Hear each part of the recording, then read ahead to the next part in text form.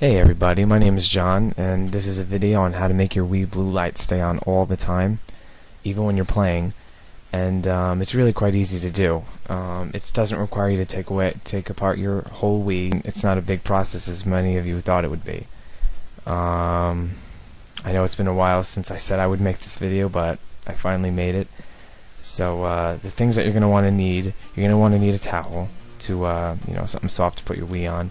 You need a jeweler's screwdriver, very small Phillips head, and you're going to need some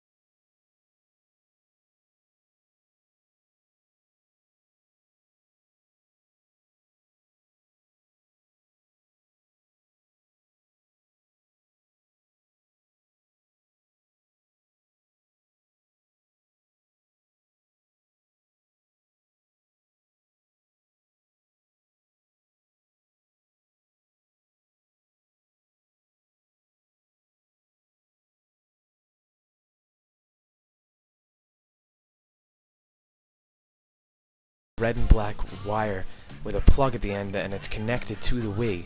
Now you can see right there in the video it looks like it's connected. You can actually, with some long nose pliers, just unplug that and it should come out pretty nice, and then it's free to roam. I'll actually be talking about those two wires in a little bit as a way for an alternative if you don't have a soldering iron. Now as you can see on the green circuit there on the top part, there's two labels, B2 and R2. Now that red brick colored wire that's coming out of B2 and it looks like it's going up, that's the wire, that was the copper wire I showed you before. That's what I did, that's what I added to that circuit, and I grounded the other part to anywhere on the metal frame of the disc tray. Now as you can see, this black wire that looks like it's being stuck in there, that's not soldered or anything, it's just propped in there, and it just happens to stay, and it stays in there. Now that black wire is not what's connected to the B2, the brick colored, but this is just to show you what I did is in terms of grounding that other part of the wire. Of course you would take whatever copper you had and you would stick it just like that, making sure that it was in having contact with any metal on that frame. I just found this was the best way because it's able to stay in there without having to be soldered or anything. Of course you're going to have to strip this end of the wire, you're going to have to strip both ends. Now with that other stripped wire, you'll solder it just like you're doing, just like it's shown here. That's all you gotta do is just connect it to B2. Comes out of focus, but it goes back in, and that's exactly how you do it. And it's as simple as that. And here's the finished product of when it's soldered and connected. Now, as an alternative, if you don't have a soldering iron, all you gotta do is just take that copper wire, use the wire stripper, and strip a good portion of it off just like that.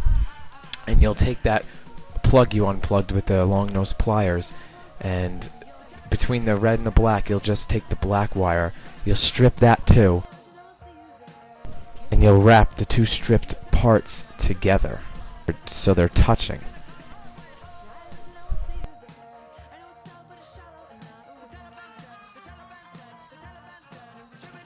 Now just take the other end of the wire you just wrapped around and make it, strip the end and just make it into a little ball, and just do exactly what I said before and just stick it in there, and you can even use the screwdriver to make it stay in there.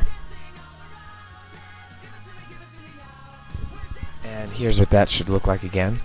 Now after either you've chosen the soldering method or the stripping and wrapping method, you can start putting it back together. Now you can't forget to plug that wire you unplugged with the long nose pliers back in. That's very essential. So you can start putting the faceplate on and put all the screws back on, and I'll do that now. Okay, now that it's all back together, you can plug in the power supply, and after that's plugged in, you power it on, and the blue light should stay on, not just blink. Now, one thing to know about what you just did with your Wii is that when you turn it off just by tapping the button, the blue light will still be on, and when you turn it on to play, it will still be on. The only way you can get your light to go off is by holding the power button and having the light on the power light to be red. Now, that does not mean you're connected to the internet, so you won't get any messages. That's the only bad part about this. But I thought it was worth it to have the blue light on all the time instead of just having it flash. Another thing is, when you receive a message, it will no longer flash like it used to. It's just one steady, constant light, even when you receive a message. So, for people who like that, you might not care to do this, but I thought it was worth it. And there you have it. That's how you make your Wii blue light stay on all the time. If you have any questions or technical issues with it, just feel free to comment me or message me, and I'll get back to you as soon as I can. Thanks for watching, guys.